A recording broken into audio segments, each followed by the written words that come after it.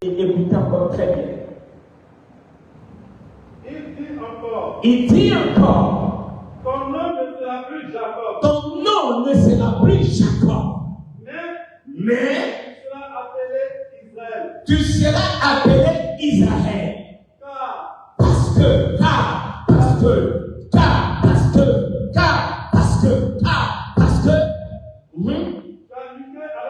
tu as lutté avec Dieu et avec des hommes et tu as été vainqueur. Amen. Alors ici, l'ange du Seigneur nous explique pourquoi le nom de Jacob a été changé pour avoir un nouveau nom Israël. Et l'ange lui dit, c'est parce que tu as combattu, c'est parce que tu as lutté avec Dieu lui-même, et que tu as lutté avec des hommes, et tu as été déclaré vainqueur. C'est pour cela que moi, l'ange, je change maintenant ton nom et Jacob pour t'appeler Israël. Donc le nom n'a pas été changé par hasard. Le nom n'a pas été changé par émotion. Mais le changement du nom, pour qu'il y ait le nom prophétique, pour qu'il y ait le nom de la destinée, repose sur un certain nombre de combats qu'il a menés, de batailles qu'il a menées, et il a été déclaré vainqueur. En d'autres termes, enfant de Dieu, si tu n'es pas capable de remporter certaines batailles, tu ne peux pas entrer dans certaines dimensions de gloire et d'élévation dans le nom puissant de Jésus. Alors que la prophétie était déjà sur la vie de son père, Isaac, la prophétie était sur la vie d'Abraham, mais pour que la prophétie se manifeste avec Israël, lui, il était appelé à remporter un certain nombre de batailles. Je dis un enfant de Dieu ce matin, la vie elle-même est un ensemble de batailles, de combats, et c'est notre capacité, en tant que moins de Dieu, en tant qu'enfant de Dieu, à remporter les batailles qui fait de nous des héros et des héroïnes dans le nom de Jésus. Si la vie était aussi facile, on n'aurait pas eu de combats au-devant de nous. Quand le Seigneur nous dit que votre adversaire, le diable, rôde comme un lion rugissant, ça vous dit que ton adversaire, le diable, il y a des combats qui viennent au-devant de toi. Le Dieu t'appelle à remporter toutes ces batailles dans le nom de Jésus. Il sait qu'il t'a équipé. Il sait qu'il t'a donné les armes spirituelles, les armes défensives, les armes humaines pour que tu remportes des victoires. En lui dit, Christ dit, il nous a donné l'autorité et la domination pour marcher sur toute la puissance de l'ennemi. Donc les armes vis-à-vis de l'ennemi. Mais en dehors de l'ennemi, enfant de Dieu, tous les combats ne sont pas des combats contre la puissance des ténèbres. Non. Il y a le monde aussi avec lequel nous combattons. Nous combattons dans nos familles. Nous combattons dans nos entreprises. Nous combattons dans les affaires. Nous combattons dans le ministère. Nous combattons dans le foyer. Nous combattons dans tous les domaines. Et dans tous ces domaines-là, le Seigneur veut que nous soyons vainqueurs afin que son nom soit glorifié dans la vie. Et dimanche prochain, je vais entrer avec vous pour vous expliquer les 11 batailles que Jacob a menées. Les 11 batailles que Jacob a menées, et c'est à la 11e bataille que l'un dit, tu as lutté avec Dieu, tu as lutté avec des hommes, et tu as été déclaré vainqueur. C'est pourquoi ton nom, Jacob là, ne sera plus là, sera effacé, et maintenant t'appelleras Israël. Parce que quand je te regarde maintenant, tu ressembles réellement à Israël. Ce peuple qui était en captivité, qui a combattu dans la maison de Pharaon, en Égypte, et qui a été déclaré vainqueur. Ce peuple-là qui a passé le Jourdain, le peuple qui a passé la mer Rouge, ce peuple-là qui a récupéré les territoires des Cananéens, de tous ces peuples-là, qui les a vaincus. Maintenant, tu ressembles à Israël. Je dis à quelqu'un, enfant de Dieu, quand Dieu veut te positionner, il attend de voir en toi la manifestation de son autorité, la manifestation de ses corps, la manifestation de sa puissance, la manifestation de son ensemble. Tu es prêt à occuper la position de vie. Mais les faiblards, les bavards, les gens qui sont dans la négligence. Dès qu'il y a une bataille, ils s'échouent. Dès qu'il y a une situation qui s'échoue, cette personne ne peut jamais avoir cette voie-là. Et les batailles du monde, il y a des stratégies. Il y a des stratégies. Le grand Jésus, selon que Ésaïe a prophétisé, il est né, mais quand Hérode s'est levé, Dieu se révèle. Il prenait l'enfant et puis envoyait-le en Égypte. Ça veut dire en d'autres termes, il a fui. Il y a des batailles qu'on remporte en fuyant le débois, en fuyant la zone. On ne dit pas non, parce que je suis l'enfant de la promesse. Ésaïe, Simeon voulait me voir, alors je reste là où je dois rester. Non, il y a des batailles qu'on remporte en ce décalage. Mais beaucoup de chrétiens par orgueil, par mauvaise compréhension des Écritures, ils ne savent pas que le Dieu que nous avons est un Dieu de stratégie. Regarde, ils sont dans le ventre. Son grand frère est en train de sortir. La Bible dit qu'il est tenu par le parole. Même dans le ventre déjà, il est tenu par le parole. Il y a longtemps que Jacob, c'est un homme de bataille. Un homme de bataille. Son père s'assoit et met sa stratégie pour payer Esaü. Mais l'audace, il a pris le risque. Parce qu'il dit, sa mère dit, hey, viens, j'ai entendu ton père qui dit qu'il va bénir ton frère. Mais viens, prends un travaux, viens, j'ai préparé. Il dit, mais attention, mon père, mon frère, il est venu. Et non, si le pas que mon père s'en rend compte, on est d'avoir la bénédiction, je vais d'avoir la malédiction. Sa mère lui dit, fais ce que je te demande. Jacob, dans cette bataille, il voit la possibilité qui est au devant de lui de recevoir la malédiction. De recevoir la malédiction. Mais par rapport à ce que Dieu a mis en lui, il va dans cette bataille-là, il prend le risque. Il prend le risque de pouvoir recevoir la malédiction. Mais ce risque-là, il faut que je le prenne. Il remporte encore cette bataille. Il remporte encore cette bataille. J'ai dit que je ne vais pas descendre dans la profondeur, mais je vous donne des explications. La Bible dit que son frère Esaü, il se lève, il prend la résolution. Il dit, mon frère, là, je vais le tuer. Qu'est-ce qu'il fait? Stratégie, il se décale. Il se décale. Il peut dire, je peux affronter mon frère. Je peux l'affronter. La Bible n'a pas dit que Esaü était plus fort que Jacob. Non, la Bible n'a pas dit ça. Il se décale. C'est une stratégie. Ça fait déjà 3 batailles dans la maison de son père Isaac qui vient de remporter. La Bible dit qu'il s'en va chez Laban. Et là-bas, chez Laban, quand il tombe amoureux de Rachel, il travaille pour avoir Rachel. Au lieu de 7 ans, il travaille pour Rachel. Et au moment où il doit maintenant jouir de Rachel, son oncle met par Léa dans son sein et il va à Léa. Il se réveille, il a été trompé 7 années. Mais dans la bataille, il y a aussi ce qu'on appelle la patience. Il a été patient pendant 7 ans. On a mis 7 autres années. Il a encore été patient pendant 7 ans. Je tiens l'enfant de Dieu. Non, ce n'est pas encore le dernier. Mais c'est maintenant que Dieu regarde ses batailles. Et l'armée du ciel est en train de se préparer. Quand l'armée voit Jacob plaît au Seigneur. Il dit, toi là, on dirait que tu me plais. Et que tu mérites maintenant que je mette des anges au bout de toi. Je dis à l'enfant de Dieu, Dieu ne donne pas une armée céleste par plaisanterie, parce que tu es chrétien. Mais avec l'esprit que tu as, le don que tu as, la possibilité que tu as, tu manifestes déjà cette autorité de Dieu, cette grâce de Dieu, cette puissance de Dieu. Dieu n'est pas bizarre. La manière, je sais que tu es chez moi, je suis béni. Mais qu'est-ce que sera?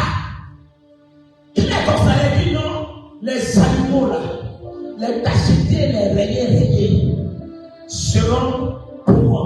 Les bulles là seront pour toi. Sans ce moment, maintenant, l'ange du Seigneur est parti.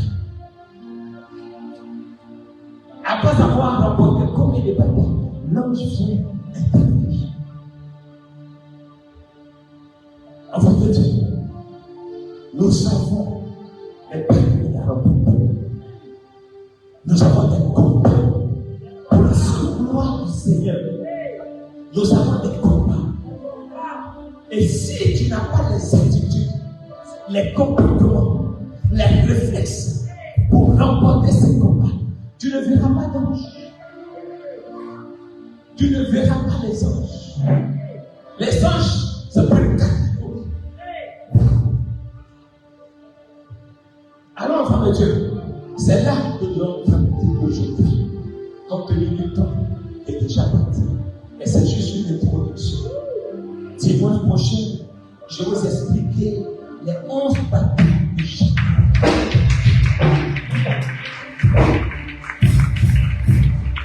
Et vous allez voir partir la dernière bataille du Seigneur.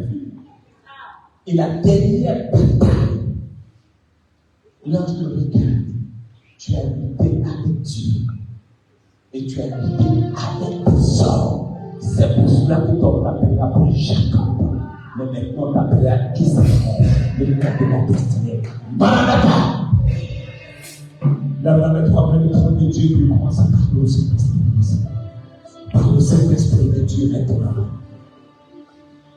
Parle au Saint-Esprit de Dieu, de Seigneur, me voici. Je vais entrer dans mon destinée.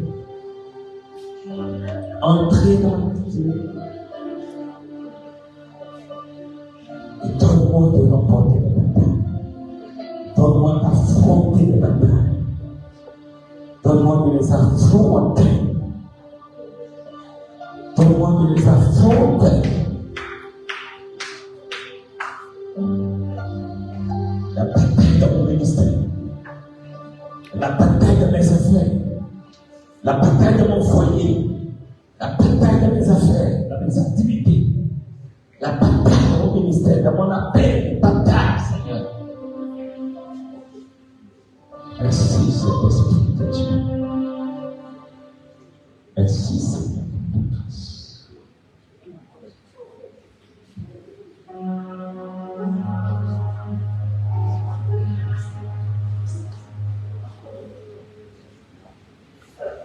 Au nom de Jésus, on a prié Amen. Assieds-toi de la prière.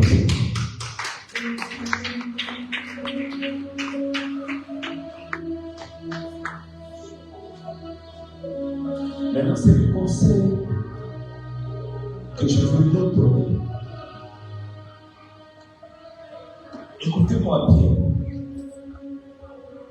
Quand une mission t'est donnée, quand tu as un projet, quand tu veux réaliser quelque chose et que tu n'atteins pas les objectifs, que tu ne réalises pas ce que tu veux faire, il faut savoir que tu as perdu la bataille. Et on n'a pas besoin de te le dire, ça va te le révolter. Tu te lèves le matin, tu dis, je vais construire ma maison. Tu le construis. Si tu dis que tu peux construire, c'est parce que tu as les capacités de tu le construire. Et tu n'as jamais réussi. Ce sont des batailles que tu as perdues. Tu es dans le ministère. Et chaque année, on veut construire le nouveau temple. Chaque année, on veut construire le nouveau temple. L'année arrive, tu n'arrives pas à construire le temple. 2 ans, 3 ans, 4 ans. C'est des batailles que tu as perdues. Et quand tu perds les batailles et que tu n'en rends pas compte, ça veut dire que tu n'as pas le caractère de Dieu. Ça veut dire que tu n'as pas le caractère. Beaucoup ont pensé qu'avoir le caractère, c'est parler, pas d'insulter, c'est d'être. Non. C'est être ferme sur cette résolution. Donc, nous manquons de savoir. Tu dois annoncer l'évangile. Tu dois faire une croisade. C'est planifié, c'est programmé. Quand ça arrive, tu n'arrives pas à faire la croisade. Et tu ne te rends pas compte qu'en fait, tu as perdu une bataille. Et la sommation des batailles perdues t'éloigne de ta destinée prophétique. Alors que la sommation des victoires remportées te font entrer dans ta destinée prophétique. Mais beaucoup de personnes parlent. Ils prennent pour en plaisanterie, en négligence. En 2026, tu dois valider ton master. Tu n'as pas validé. Ça veut dire que tu ne peux pas commencer ton doctorat. Donc, ce qui est réservé au devant de toi, après avoir remporté la bataille, tu ne verras pas ça. Vous comprenez? Donc, les batailles perdues t'éloignent progressivement de l'objectif final de ta bénédiction.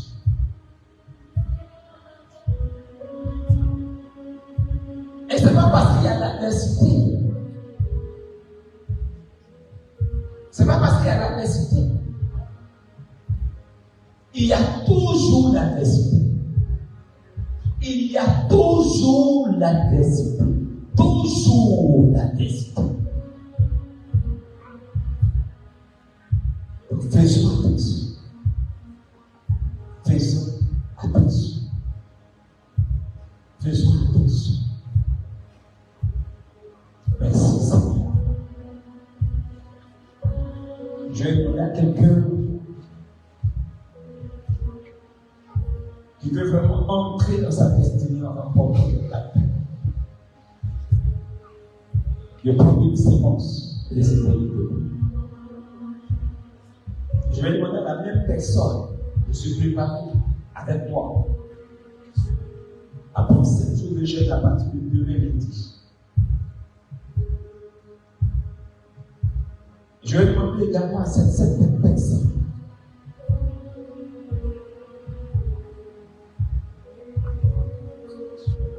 pendant une nuit de rester en prière de 22h à 2h du matin. Le vendredi, de 22h à 2h du matin. 3 éléments que je demande à cette personne.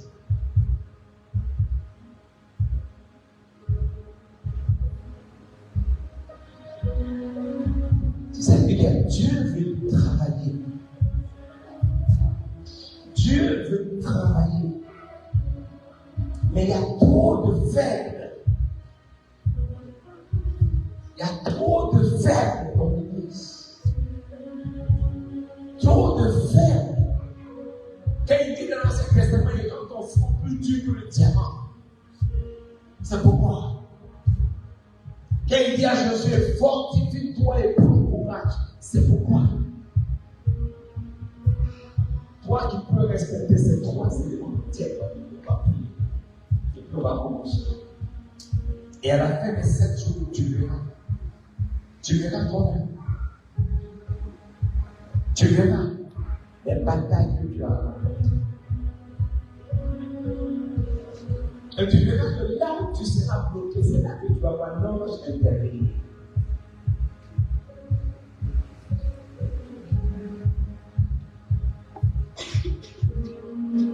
C'est pas pour tout le monde. J'ai donné 3 conditions.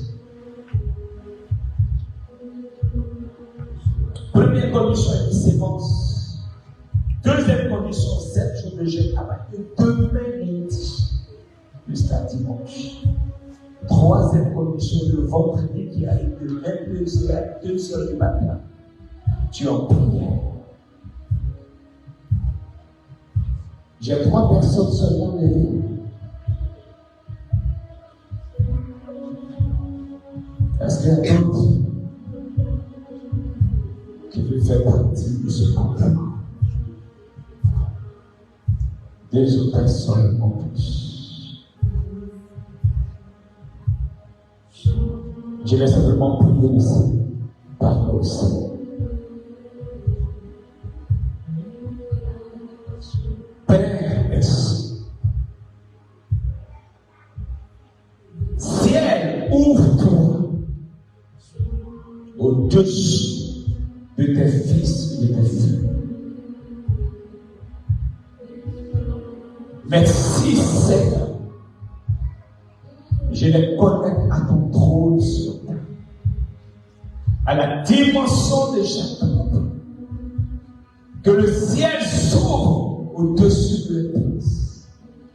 Que les anges montent et descendent. Renforce-les, Seigneur, dans le caractère. Renforce-les dans le caractère. Rends-les fermes. Parle-leur pendant ces 7 jours de jeûne. Donne-leur de savoir qui tu es. Révèle-toi à eux sur la dimension de l'Église. Donne-leur l'enseignement sur le ministère des anges. Et déploie ton armée autour d'eux. Déploie ton armée céleste autour d'eux. Déploie ton armée céleste autour d'eux. Les forces invisibles de ton devant. Tu rends les fous plus durs que le diable. Et à compter de demain, Seigneur, cette dimension de la prière et de l'intercession les accompagne. Dans le nom de Jésus-Christ, nous avons prié. Amen. Amen. Amen. Très fort le Seigneur. Merci Seigneur. Assieds-toi. Mes chers, merci beaucoup. Vous aviez un moment de prier, non, c'est ça? La parole, non. Vous l'avez fait ou pas? Vous attendez.